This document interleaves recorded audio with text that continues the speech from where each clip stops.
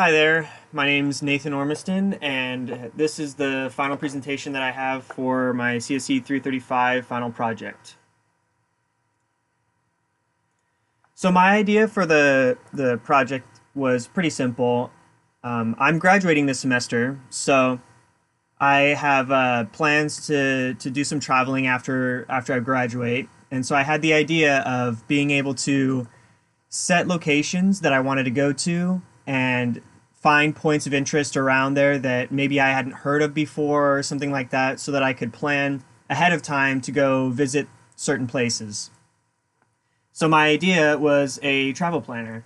So my main idea was to get points of interest from a certain location, use the dates that you're going to be there, and then present the points of interest on a map so that you can actually see where they're located if you are staying near them, things like that.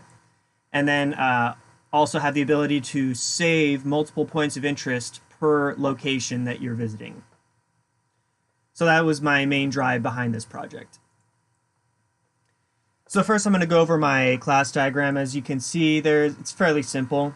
The points of interest is used on basically every page, and the schedule object is only used on a few pages. So our destination view controller, which is how you actually select what place you're going to, that actually has the dates and the name of the city so that you can actually use that name of the city to find the points of interest. The point of interest view controller is when you actually find the points of interest, it will display them on a table view. We'll go into detail about the way that they look a little bit later. The point of interest detail view controller is if you select one of the points of interest from the table, it will show you all of the details. So like the address, the location, the name of it, things like that. The point of interest map view controller actually shows you the locations of all of the different destinations that are query found. So on our main view controller at the top, you can see all of the trips that you have planned so far. So you can see all of the schedules that you've created. The schedule creation view controller obviously shows you the points of interest that you've selected so that you can make sure that you didn't miss anything, stuff like that. And then the schedule summary view controller is from the main view controller, you can select whichever schedule you want to view so that you can remember what you've selected for that place. So my MVC diagram is also pretty simple. So the main object of the model in mind was to store all the points of interest per schedule that you create. So what I decided to do was create a GUID relation so that the schedule has a specific GUID and the points of interest all refer to that GUID and save that GUID on their entities so that we can relate them back and forth. So we do have real-time updates on our tables and things like that so that when you click the button to view all the points of interest, you can see everything dynamically load into the table and you can scroll down and see all the points of interest in that area. The controller did a lot of the legwork in actually finding those points of interest. So we used an API, Google Places, so that we could call just the city name and it would show us all of the relevant places that we want to see around that area. Our view obviously controlled a bunch of the buttons and functionalities, all the tables, things like that, so that we could actually display those points of interest and the schedules that you created. And all of the user actions and things were handled via the controller and the view. So we're going to do a quick walkthrough of the UI that I created for this project. So this is the main home page. When you have no trips planned, it doesn't have a table or anything like that, so it's just blank. And you can click the button to plan a new trip. This is just when you start the app. This is the first thing that the user would see. Once you click Plan a New Trip, you can enter the city that you're visiting, the arrival date, and the departure date so that you can plan which points of interest on which date. So in the future, you would be able to view all the things that you're going to do in that specific time. So once you hit Find Points of Interest, it will take you to this next view over here. So it shows the top how many they've found, so you can make sure that you scroll down and see all of them. This is just a general view so that you can see the names of the places that are interesting. Maybe if you've heard of them before, you can click on them and view those points of interest closer. This was all generated through the Google Places API. So when you clicked the Find Points of Interest button, it took the city name and called the Google Places API and returned all of these values, and we populated the table with that.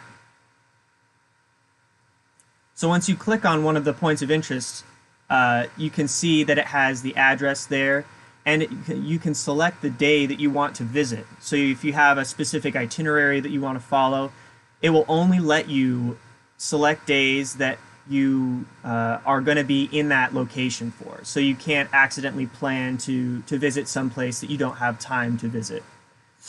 And you can add this point of interest to your schedule, so it'll save the date and all the information of that point of interest to this specific schedule, and then you can go back and forth between the points of interest table and this, so that you can add multiple points of interest to your itinerary for that location that you want to visit. So once you click on the View Maps button that was on the previous page, you can see all of the points of interest in a specific location. So you can see if you're going to be able to stay near a bunch of points of interest that you want to visit. So if you have to travel a few miles to visit other points of interest, that's fine as long as most of them are near you. So this is just so that you can see the general location of where you'd need to visit, how long it would take you to get from place to place, stuff like that. So once you've added all of the points of interest that you want to visit, you can hit complete the schedule.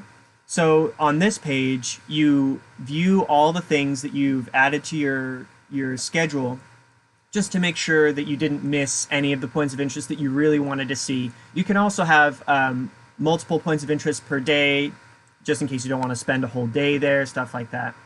So once you hit complete schedule, it will take you all the way back to the home page, and you'll be able to see the location that you're visiting and the dates that you're going to be there for. So if you're visiting that place another time in the future, you can have the same place but with a different date, so that you can keep those two plans separate. So once you have created a new schedule, you can also, if you've forgotten what points of interest that you added, you can click on that point of interest, or the schedule rather, and view that. So this is just to refresh your memory, to see what places you chose and what days you wanted to visit there. So there are several limitations to the project. I had a really hard time trying to get images for each of the points of interest, because the Google Places API used something that was not supported by Swift, so we couldn't actually integrate that image with the UI that the user would be able to view. You can't have multiple destinations per schedule, so if you wanted to travel to multiple cities in one schedule, you wouldn't be able to add that in the way that I implemented this. It would be relatively simple to add, but I didn't implement that in this project. You can't get the costs of the points of interest. This was something that I thought the Google Places API would be able to give us, but it's just not information that's widely available. A lot of the points of interest that they come up with are free anyways, so the cost wouldn't really make sense to view.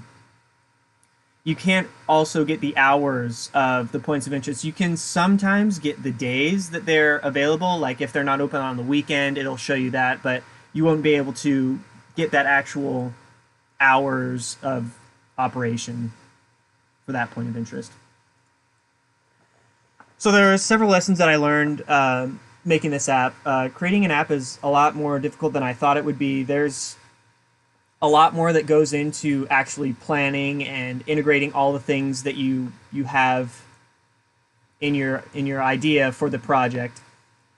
Small tasks in Swift do take a lot of back end manipulation, so just table setup and a lot of UI functionality is really cumbersome in Swift.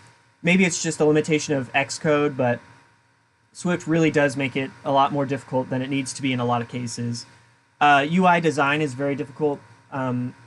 There's a lot of things that don't look very good about my app, but that's mostly because you can't change them by default in Xcode. So it would be a lot more difficult to actually make a whole new UI that you would have to integrate for every page than it would be to just use the default UI. Swift does have a lot of great built-in functionalities like the map functionality, the Google or the API call functionality, JSON parsing, stuff like that. It's really nice, but there are a lot more things that are more cumbersome than they need to be. So I do have some suggestions for the class overall.